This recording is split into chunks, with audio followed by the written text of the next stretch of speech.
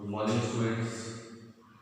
Students, as we know that we are going through chapter 2 from the snapshots, and the title of the chapter is the address. Children, this chapter is written by Marga Miko, and in the previous lectures we have read that the narrator, after the war, came to Holland in order to search for all the belongings of her mother. And we have read when she came there, she found that the lady, Mrs. Dowling, refused to recognize her. She even refused to talk to her. At this, the narrator became upset and she started going back to the railway station. But when she came to the railway station, she again decided to go back to the house of Mrs. Dowling.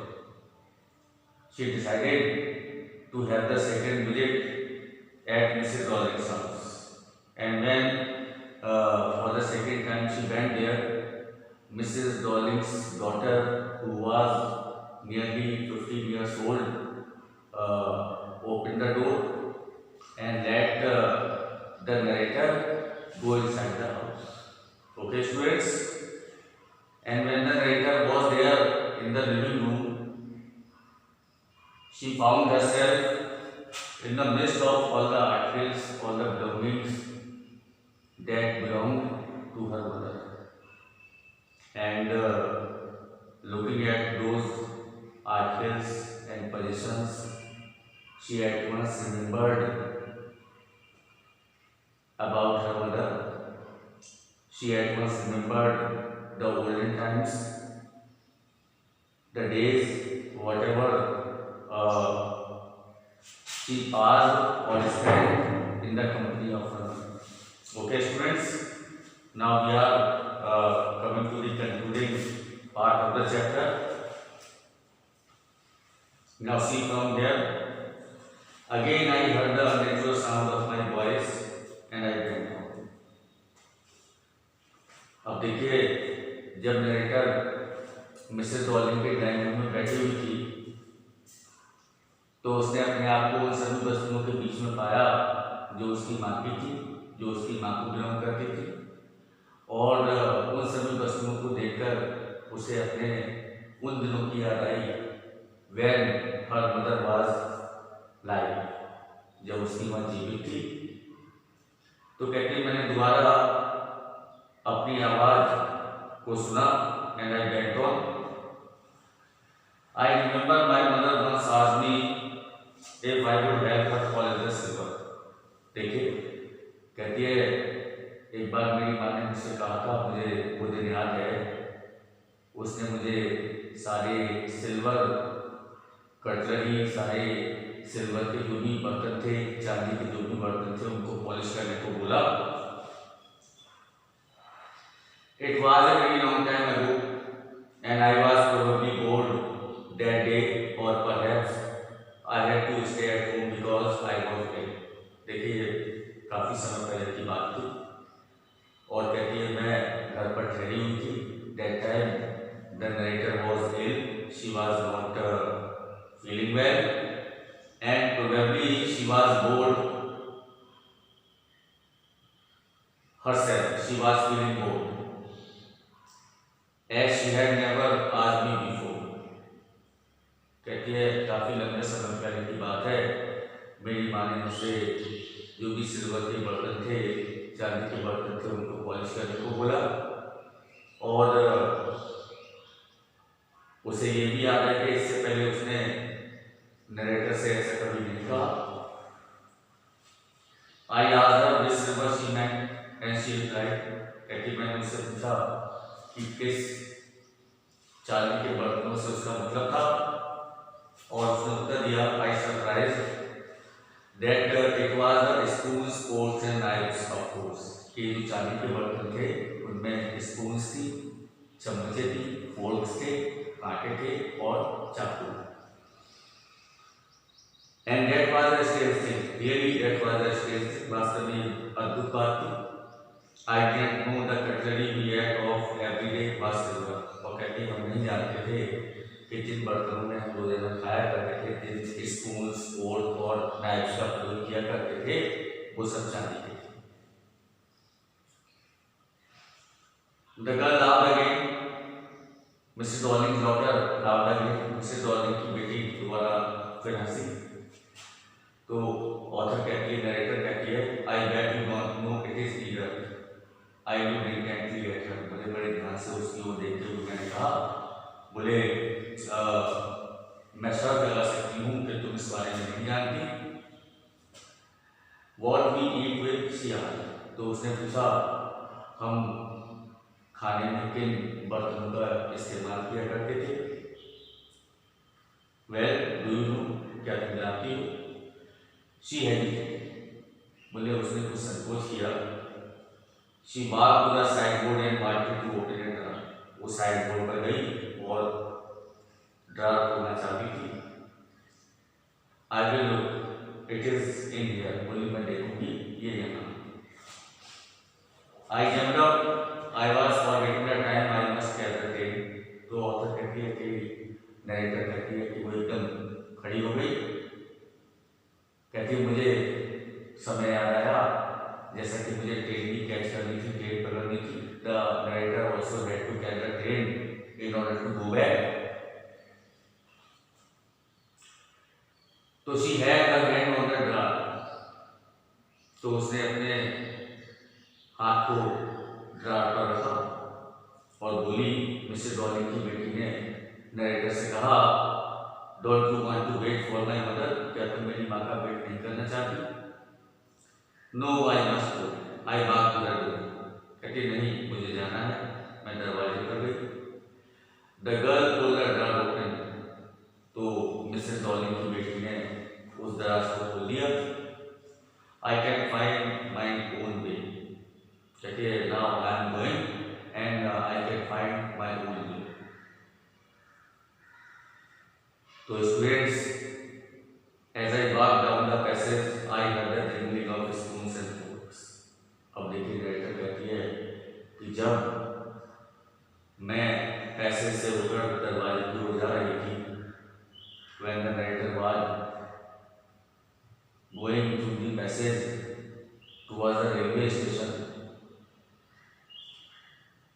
तो she tells us, I heard the jingling of spoons and forks. तो narrator में बताती है कि मैंने spoons और forks, चम्मचों और जो कांटे थे, जो भी सिल्वर के कटलरीज थे, बर्तन थे, उनके आपस में खनकने की आवाज़ सुनी।